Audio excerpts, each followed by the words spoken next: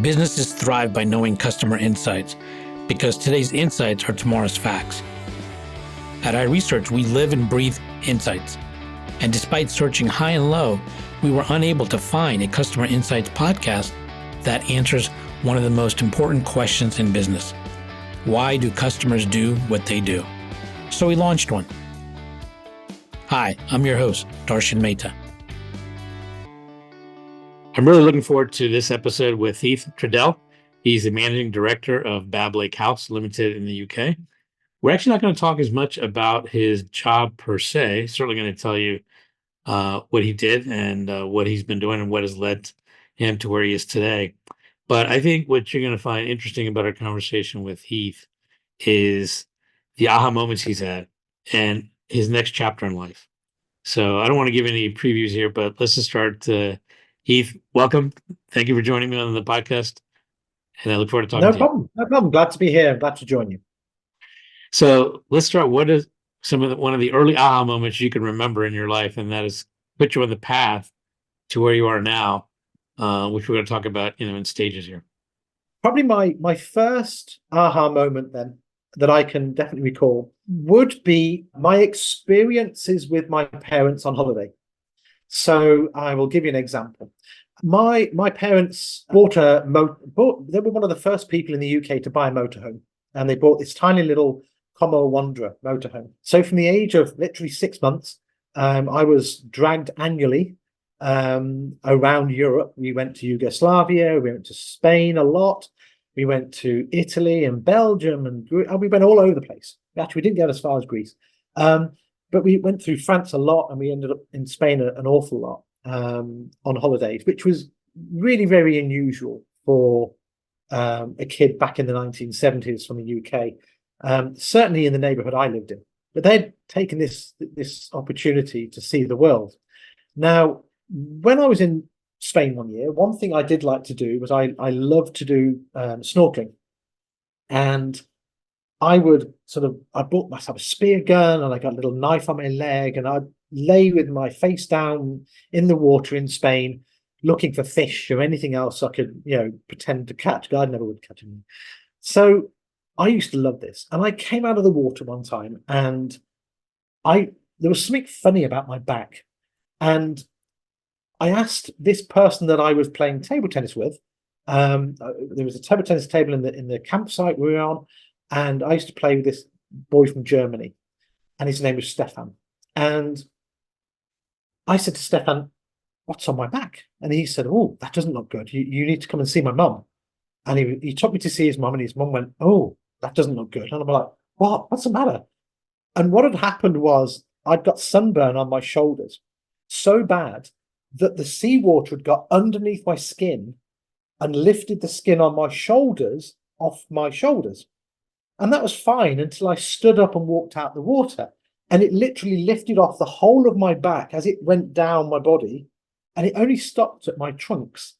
So I'd lifted all of my skin off my back, and inside, in between the skin and the flesh, or what was left of the skin, but certainly a big sack of seawater was down my back. So she literally got a pair of scissors and she pulled it down off my back and cut with a pair of scissors the skin off my back.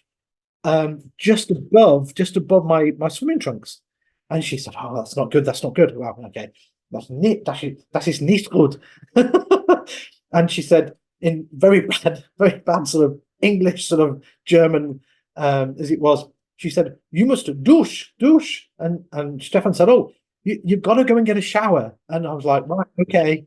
So I went into the shower, and oh my God, it hurt. I was in agony with washing this salt water off my back. And he said, "Oh no, you must come back to my mother. You must come back to my mother."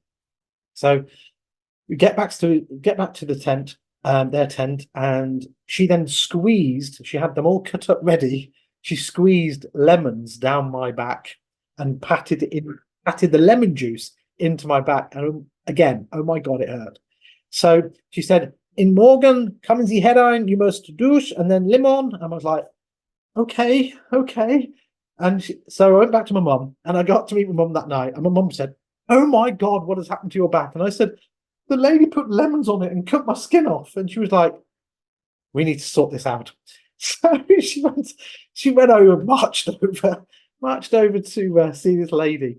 And as parents of children, once she'd explained to my mother what she'd done and why, I had treatment of lemon on my back every day, and actually it was the best cure ever. Actually, I've never had sunburn on my back since. It's great home hack. Painful one, but really good. Anyway, within a week of knowing them, because the German family were only there for a 2-week holiday, so within a week of actually knowing them, sitting there and drinking and whatever my parents got up to at the time, the German family had actually said, "Look, you should come back and see Germany on your way home." And my parents went, "Okay, we'll cut our holiday back a few days and we'll call in Germany on our way back to the UK." So that's literally what they did. And when we got to Germany, we parked in the street and they took us around the local town and he introduced us to some of their aunties and uncles and parents, etc. And that was fine. But after being in Germany for only 2 more days with them, it was time to go home. And the German family then said, "Look, your son gets on very well with our son, Stefan. Would your son like to stay here?" And my parents went, "I don't know." And they turned to me and they said, "Would you like to stay here?" I went, "Yeah, okay." So they're like, "Okay, well, we're going to go home now because I've got to go back to work. My 3 weeks holiday's up, and we'll leave you here, and we'll just take it from there." So yeah, so they kind of left me in Germany with this random family of about 10 or 11 at this time. So they left their 10-year-old son in Germany alone with this German family, and basically the summer holidays came to an end, and so I needed an education. So I then started going to the German school with Stefan, and I was the best in the English class. Oh, this is not like you're just going to stay a couple of days. You stayed a long time. Oh no, I think it was probably about 2 or 3 months. But what was the aha moment The then? aha moment out of all that was a complete change. I mean, I lived as a German child in Germany. I very quickly got the hang of German, went to a German school, and came back from what was a quite normal holiday, having a completely different view of the world, I suppose, and about what the options were to everybody. I mean, in today's world, people would go, "Oh my God, you entrusted your child to this random family that you really didn't know. Anything could have happened with him." Back in those days, I'm sure things, again, it's a risk thing, isn't it? How risk averse are you? But my parents obviously trusted them enough to say, "Yeah, okay, you can look after our son. We trust you." And I had to get a British passport before I could come home, of course, but from the embassy down in Dusseldorf. But I think what it gave me was a desire to maybe think outside the box a little bit with regards to how I looked at my own life. So I then went to school. I went to senior school. But the very day I left senior school, you see, I set off. The very day I got my little bit of card from the class when I finished school, I ran home, got changed into some cycling gear, and me and my best friend literally cycled out of the UK into France and cycled through France the best part of 3 or 4 weeks, just camping and having a look round. 2 16-year-old lads on their own, no mobile phones, not even a real decent map, just a bike and a desire to have a look round. I think my desire to live my life as I do now is possibly as a result of the same desire I had as a 16-year-old lad to see France back then. So I think I've had a desire to travel from a very early age, and for probably reasons that are left to a German family. And so then also when you were 16, your parents, an aunt came over with 2 people in tow, correct? So tell us about that. What was that? This is another aha moment for you as well. Yeah, absolutely. I mean, at about the same sort of time, you're absolutely right. Just before I left school, I was sort of sat in the lounge minding my own business, and my auntie came to see us, as uncles and aunties do. They just turn up and visit and whatever. And strangely, though, I remember just running to the door, letting them in, saying, "Oh, hello, come in," sort of thing. And in walked my uncle, in walked my auntie, and immediately behind them were these 2 old people. "Who are you?" And they sat down and they just acted completely normal, like this was a completely normal thing to happen. And they started to explain, my auntie started to explain to my mother that she had started what was called fostering. Now, I only knew at that time that you could foster children. I knew that if children didn't have parents, they could become foster children to a family, and I thought that was fine. I didn't know, and I don't even think my parents knew, that the same opportunity is available, and you can actually foster old people as well. And they join your family unit and they live with you, and you just treat them as if they're one of the family. But you obviously have to provide care for them, so you have to help them with daily tasks. So if they need help getting in and out of the bath, or they need help with washing or dressing or whatever, then you obviously have to help them with that. That's your responsibility as a foster person. I can't say parent, I suppose, or whatever it is. So yeah, so my auntie turned up with these two foster elderly people in tow, and they just treated them like they were part of the family. And I thought, wow, this is quite interesting. During the conversation with my parents, my auntie happened to let out that I think she was getting something like £150 per person for looking after these, and she got that money from the government. A week? Oh my God, a week? You get £150 a week? This is back in the 1990s. £150 was a lot of money back then. And I thought, oh, so I got my pen and paper out and I was just lying there and did the maths, and 1 times 150 times 52 is, I'm like, oh my goodness, that's a lot of money. 2 times, 3 times. And I was like, hang on, 10 times, 20 times. And I was like, when my auntie had left, I was like, Mum, you should see this. Look how much money you could earn if you had 10 people. And she was like, oh God, And I think my enthusiasm for my sort of aha moment was, look how much money you could earn. Just having 2 old people in tow. I mean, how difficult can it be, to look after old people? And I think my enthusiasm probably rubbed off on my parents a little bit, and they probably started talking, because within 2 or 3 years within that, we had, in fact, it was probably within 2 years, we'd actually extended on the side of our house over the garage, which was at the side, attached to the side of our house. We'd added 3 bedrooms and a little lounge and little bathroom and whatever. And all of a sudden we had 3 old people living with me and my younger sister and my parents. So a family of 4 turned into a family of 7. And from the age of about 15, yeah, still whilst at school, all of a sudden I had I was living with the old people that would come and go if they passed away, sadly. But I had old people living with me, and a desire, I suppose, and a love for that, actually, because you get to know them really well. They become part of your family, and you have to have a good soul, I think, to be a carer, to work in that sort of industry. If you haven't, you're in the wrong industry, quite frankly.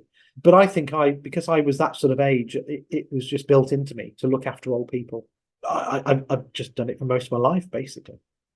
So then that led to another aha moment, because you guys started taking care of your parents started this business and they started taking care of older people, and you met 2 women. Is that correct?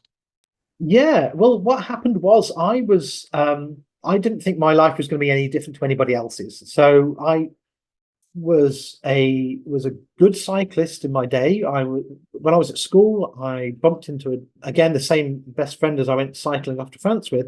He introduced me to cycling, and we trained together, and we become very, very successful cyclists in the time. But I thought my life was pretty much written like that, really. And so I didn't do very well in my exams because I was too busy concentrating on cycling. But I did manage to get the qualifications that I needed to get a job, and I got a job, and I thought I was doing great. I thought I was doing a good job. I was conscientious and was hardworking for my employer, and I would turn up early quite happily, stay late quite happily, and live out my life. And I met my first wife at that time and had a family and whatever. And then all of a sudden, through completely sideswiped really by this news that I was suddenly unemployed on a Friday afternoon. So this house that we were signing for on the Monday morning became a distant sort of wish very, very quickly. And it was this that made me think, I'm at the behest of these people. I've worked hard all this time, and all of a sudden my life's changing again. So I thought, well, what do I do? how do I sort of move forward? So I started a degree and I started at evening school. I was working as a marketing manager at that particular point in time for an import-export company. But it was okay. It was just a job and I treated it as such. But I was in the evening getting this thing called a degree that all these other people hadn't. Basically, Rover seemed to get rid of anybody they had employed that didn't have a degree. So I felt I should get one of these things. I didn't really, education had never been a real thing for me. I don't really had a real desire to be academic, but I figured that if I wanted to keep a job for a long period of time, perhaps I needed a degree. So I did evening school whilst working as a marketing manager for this import-export company, and I did that for about a year, but it wasn't getting me through life very quickly. It just seemed to be I seemed to be treading water, and I didn't seem to be getting anywhere. So I thought, okay. I'd always done the admin for my parents with the old people. So if they needed any paperwork done, I was quite good on computers. So I would help them with the admin. So when it came to the end of the first year, I sort of thought I wanted life to go a bit quicker. I wanted to get things more quickly than this. So I wanted this degree within the next 2 years. And the only way I could see of doing that would be to work very hard. If I put the work in, if I put enough time in, I would then be able to hopefully get ahead. So I thought, right, this is what I'm going to do. So I said to my parents, look, can I work for you full time? And if I work for you full time and do all this other paperwork that you want me to do, then it will maybe I can also do a full-time degree syllabus. And they said, right, do that then. So they were quite happy for me to bend the hours of work around classrooms times back in university. So I was doing a full-time degree syllabus and also holding down a full-time job, and at the same time trying to cycle for the county and my club. At the same time as I had a house with a mortgage and a wife and a child, and at the same time, as it turned out, learn scuba diving, because university offers you lots of opportunities, and I just couldn't pass up this wonderful opportunity to learn how to scuba dive, because it just seemed like a great idea to me. But in fairness, you're absolutely right. There was another aha moment at this point, because whilst I was doing this in the very first sort of year of in my second year of uni, I'm in my second year of uni, and basically there were these two old ladies that I was looking after, and they used to be best of friends, and they would sit there and watch television, and they would just chat about what was on the telly at the time. I mean, going back, I can think of things like the Monica Lewinsky affair and Bill Clinton, and one of these old ladies would turn and say, "Oh my God, have you seen what on the television? Bill Clinton, that's terrible. That would never happen in our day, that would never be, he would never get away with that. Oh my God, that's terrible." And the other lady would go, "Oh yeah, I know, it's, oh my God." And they would berate whatever was on the news that day. But one lady would turn around to the other lady and she would say, "He lives in the White House, And the other lady would say, yeah, yeah, yeah." And she'd say, "And that's in Washington, D.C., in America." And she'd say, "Yeah, yeah, yeah, I know, yeah." And she'd say, "Have you ever been?" And she'd say, "No, no, never been." And she'd say, "You should go. It's a wonderful place. Oh my God, you should see the buildings there. I mean, my husband, he took me there back in 1970, blah, blah, blah." And she would then go into this lovely, lovely story of memories. And she would draw on this memory that she'd got in life with her husband, whereby they went to Washington, D.C., and they stood outside and they took a photo of themselves in front of the White House with the fountains, and she'd tell you all about the green grass and she would say it like she'd literally been there yesterday. And I looked at her and I would sit and listen to this and I'd be like, "Well, I've never been to America. That sounds like a wonderful place to go." And I looked at the other lady and I thought, "Yeah, you've never been anywhere." And because I knew them very well, I was their care manager, and I knew that the other lady had a very similar socioeconomic background. So they both lived in these little, what you call two up, two down houses in Coventry, and they two bedrooms, a lounge and a kitchen, and your toilet was down the bottom of the garden. They weren't great big houses, but so they had the same finances, but they'd chosen completely different paths of life. One lady had chosen a path that gave her wonderful feel-good moments that she could look back on, and the other lady hadn't. She had been on the same holiday every year to a little seaside town in the UK called Margate. And it's not a great place, but she had gone to the same hotel in the same seaside town in Margate. She hadn't even changed hotels. And we had taken her on a day trip to another seaside town called Hunstanton. And she was over the moon. She couldn't believe how beautiful a place this was down by the seaside. And I thought, that's quite sad. That's quite sad that you've got to, this lady's never going to get to America to see the White House because she can't get out of bed without carers helping her now. She's of that age. We take her for a day trip to Hunstanton and she thinks, oh my God, this is a fantastic place. And I know Hunstanton, it's average at best.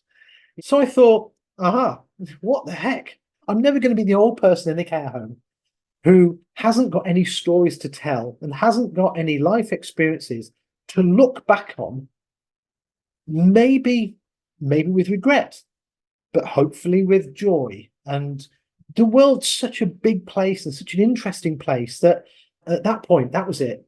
I was committed to living out my life and going, I'm never going to look back and go, I wish I'd have done this or I wish I'd have done that. I'm going to do the very best I can to have a life that's fulfilled in experiences. And so from that moment onwards, I looked at them and I thought, how is it that a person can have such a different life when they've had the same finances pretty much as a person sat next to them? So I thought it can only be that they've made different life choices with their money.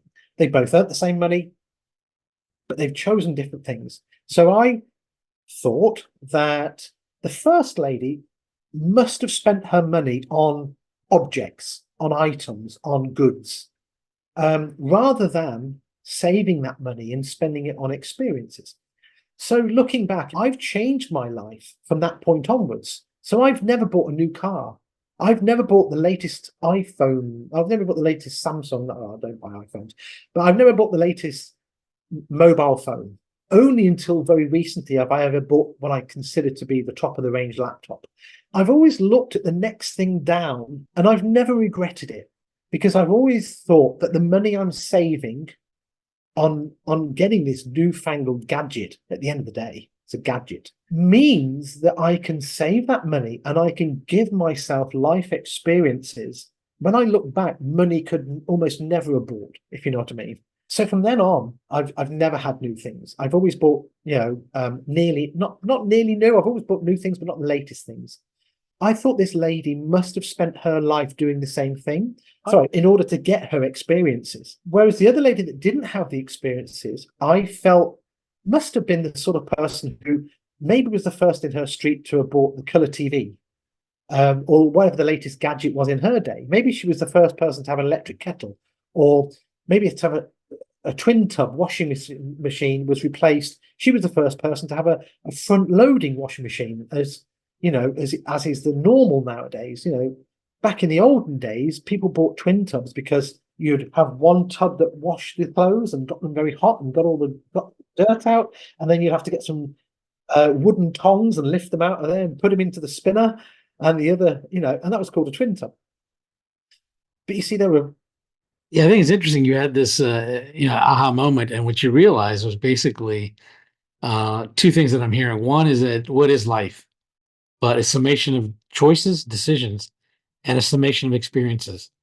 And so you take over the business now, and what are the results? What did you do? How did it turn out? Very luckily, but with a lot of work, it turned into a very successful business. When I finished my degree, I had an option of either going to work in the city or to working in the family firm. That my parents had got older by then and had said to me, look, if you want to, you've been running the care home now for the best part of the last 2 years, or at least half of that time, if not more. Do you want to take over it full time and run it as a business? But if you do, don't break it, run it nicely and just look after it for us. It'll be our pension and you can run it. And as far as we're concerned, you've got a job for life. And I was like, well, okay, I enjoy what I do. I enjoy looking after old people, but I could probably earn more money in the city doing banking. I could use my economics as part of my degree, as I'd got it at the time, to maybe give me that sort of life. But I thought, London's also full of smog and full of streets, and I like cycling. So, yeah, I'll stick with cycling in the country and I'll go and work in the care home and I'll run the care home business.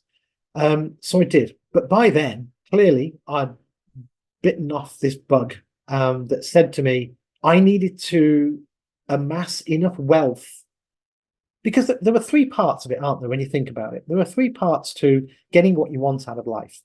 There's this time, of course, very, very important. You've got a lot less of it than you think. It's such a difficult lesson to learn, but you really have got a lot less of it than you think. There's money, which you need to give you the life experiences that you might want to enjoy. And then there's health, and you need to obviously look after that part as well. I looked back at people and I thought to myself, well, okay, I was a dedicated worker when I was working for Rover. I would turn up early or I'd leave late and I was earning good money. But Rover would tell me when I could go on holiday. They would have a break in the factory and that was it. Everybody went on holiday at the same time. So you're either earning good money and you have the money, but you might not have the time because your employer might determine how much free time you've got anyway. And in retirement, when you get old, you've got loads of time. But maybe if you're not careful, you haven't saved up enough money. So that's another important thing.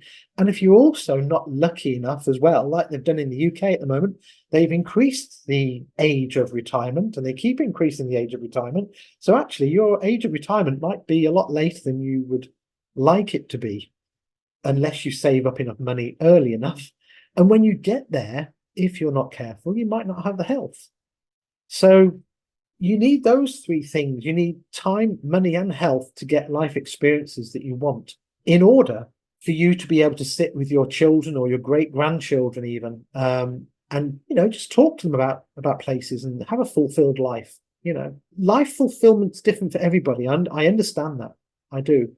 But what I strive for is to understand the world I'm in, understand me and how I fit into that. So basically, I had this aha moment with these two old ladies, and ever since then, I've planned and been determined to retire at the age of 50. The problem with working is that you never think you've got enough money. I meet so many people who are driven by money, where the desire for more money to maybe buy more things is a lifelong goal. And the problem is if you're not careful, you'll miss out on life. All you'll have is a load of stuff. So I knew that I wanted to earn money. I was determined to earn money, and I worked really, really hard at earning money. But I was going to retire at 55, come what may, whether I thought I had enough or not.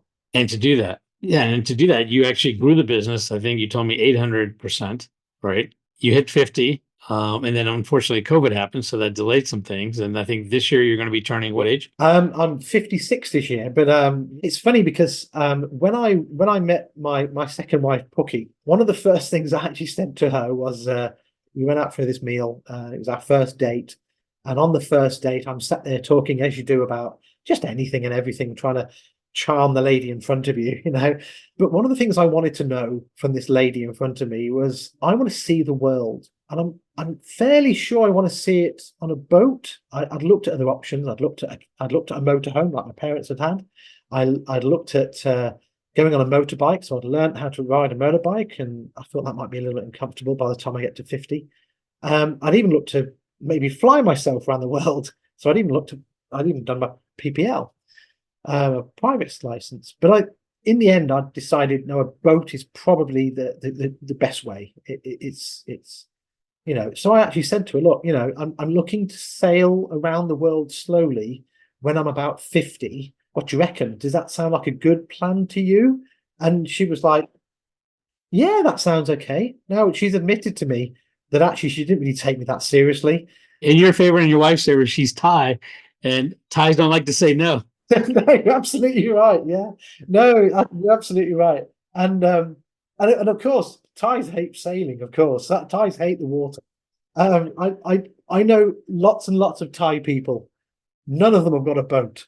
You know, they just don't like it. So she's probably thought, well, I'll say yes because I don't want to disappoint you, but really, it's not at the top of her list. Little did she know she was passing the litmus test for you. So tell me the next chapter. What is it? You're going to be 56, and so what are you doing? What's your next chapter here? So I never got to stop at 50, even though by then, very fortunately, I did have the funds to retire at 50. But as COVID hit, they hit the care home industry very hard. So I felt I couldn't, and you couldn't travel anyway. So the world stopped, didn't it, for about 2 or 3 years. So that then took me to sort of 55. At 55 last year, that was it. Put the tools down, stopped working really. We found a boat in Spain. We bought a boat and we picked it up in a place called Cartagena in Spain at the end of 2022, this was. And in 2022, at the winter, we took it up to Barcelona, where it sat for the winter. And so last year was our first year of sailing. So we are spending, I say 8 years, probably nearer 10, but don't tell the wife. We're going to spend the next 8 years or thereabouts slowly sailing around the world so that we can enjoy all these life experiences, cultures, beautiful, beautiful locations that we've seen already this year. I mean, in 2023, without any experience at all, I'm no sailor. We've done the very basic sailing. I've never sailed at all in my life until the last couple of years. Nor has Pookie. You know, we don't know what we're doing. I don't know how to fix the boat engine. We don't even know how to sail very well, quite frankly. But that's not the point. The point is, it gets us from A to B, and it gets us to see.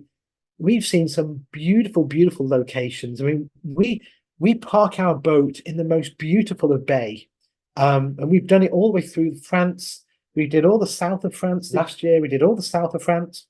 We called in Monaco. So in the middle of Monaco in our tiny little boat, you know. But we're in Monaco. We're in Monaco, and we're seeing Monaco for as long as we want. And we ate out, and we had some fantastic times. And came all the way down the Italian coast. We ate some beautiful, beautiful food, and we stopped in the most beautiful of places. And I look back to shore, and I can see all these tourists looking out at the sunset. And I can either look back at the town, and it gives me a beautiful, beautiful view, or I can face the sun, get myself a glass of wine, a bit of cheese, and I can just watch the sun go down. But I'm in the way of all the people on shore. They think they've got the best view, but I've got front row seats on the boat, haven't I? And we've done this so far this year. We did that in Spain. Sorry, we did that in France. Like I said, we did it in Monaco. We did it in Italy, which was fantastic. We did it in Sicily. We did it in Greece. We did it in Albania. And now we're finally, where the boat is right now, is in a place called Montenegro, which is just north of Albania and just south of Croatia. Croatia, another beautiful country. I can't wait to go and see. I've been told it's a beautiful country. So then you're gonna hop on the boat, gonna travel for the next 8, possibly 10. I think it's gonna be close to 10, I'm sure. Maybe even longer, you never know. But what's the itinerary? You're gonna go once you leave the Mediterranean, you're heading west? We are. So we will slowly sail around the world. So we're basically circumnavigating because there's not many countries I don't want to go to. I mean, there are actually, strangely enough, continents I don't want to go down to, only because it takes such a long time to get there. It's not that I don't want to see them, it's just the sailing, and we're not sailors, would take such a long time. So our plan is to really see the Med this year, get a captain to help us sail across to the Caribbean, and we'll see out 2025 in the Caribbean, I think. So 2026, we think we'll probably do the East Coast. So we'll go all the East Coast, all the way past New York, into the lakes, the Canadian lakes, and we'll go and see, you know, all these beautiful places up there, and turn around, come all the way back down, go across the Panama Canal, and then we want to do all the west coast of America, all the way up to Alaska. You know, because there's some beautiful, beautiful places up in Alaska. And So we're not fair weather sailors, so that we're not really going, we'd like to see this beach, and then we'd like to see this beach, and then we'd like to see this beach. It's like, no, no, no, no. That's not seeing the world. That's just seeing one different beach. I want to see cultural places. I want to see Canada in its true form. I want to see America. I want to then go from there to Hawaii. We want to fly to Galapagos. We then want to go from Hawaii all the way over to the Cook Islands, across the Pacific, down into Australia, and see Tasmania, see New Zealand, come back up into the Philippines. From the Philippines, we'd love to go and see Japan and China, and then we want to come back back into Thailand, over to India, and we really want to go around the whole of the world and end up back in the Mediterranean. We've got a real desire to see culturally diverse places in a manner that isn't how lots of people look at the world. Lots of people, when they want to go and see the world, they'll pick a flight and they'll go to a resort, a sandals resort in this far-flung country, and they'll sit by the beach. Oh, sorry, they'll sit by the pool. They'll sit by the pool, and they'll see a beautiful hotel on a beautiful resort. They might even hire a bike and cycle around the inside of the resort, and sometimes they might even get a guided tour in a taxi to go and see the local town. That's not seeing a country. That's just a different resort in a different place. So you started this journey. You're going to spend quite a few years now. How can people follow you? How can they follow your trip and see all your adventures?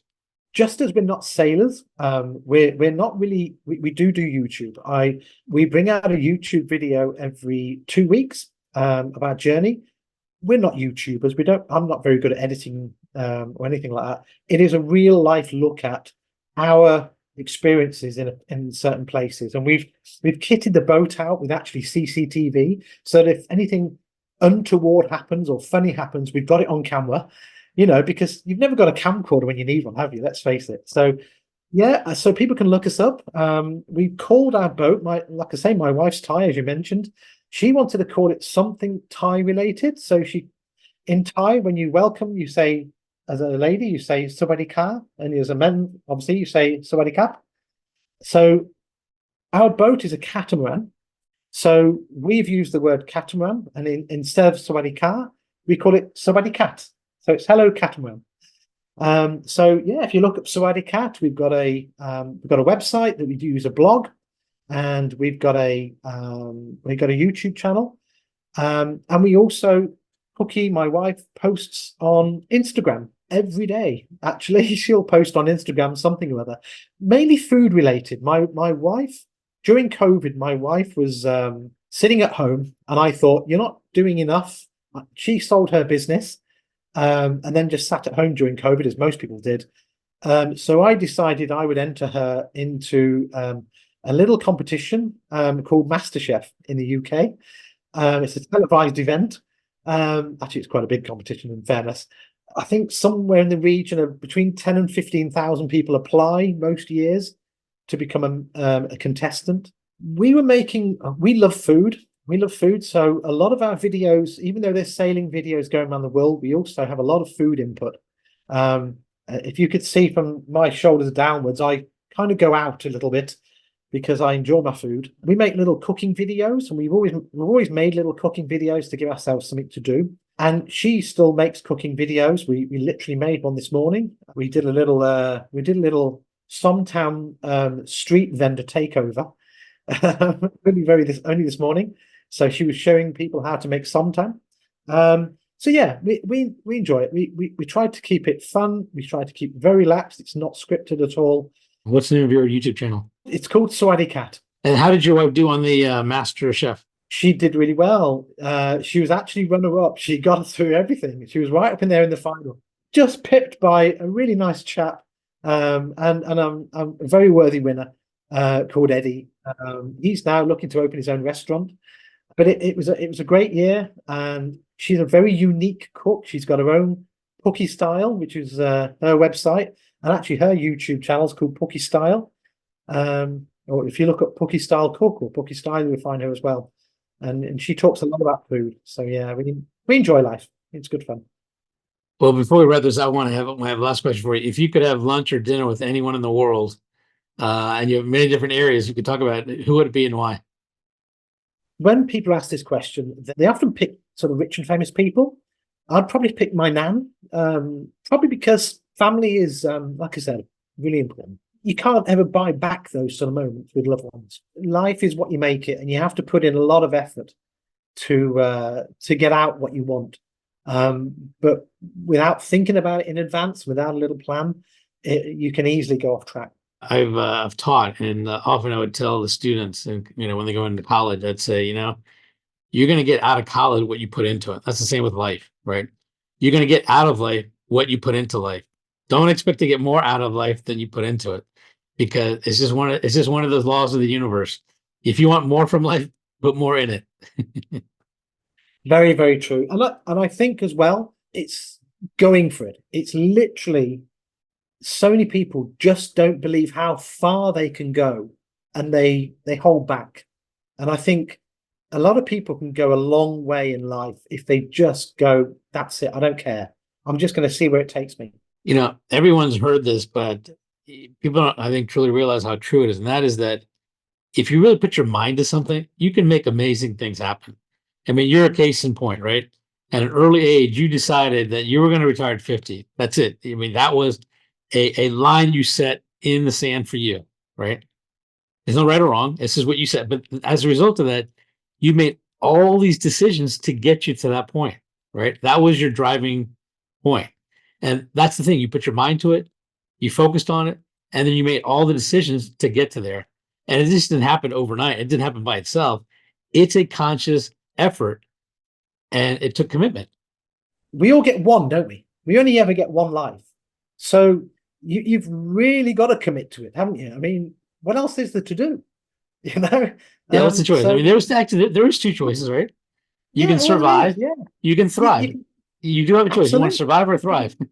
Absolutely, absolutely. And people don't realize, if you're prepared to put doubts to the back of your mind, maybe that bit of fear you might have to the back of your mind, and say, no, I'm going to go for it, come what may.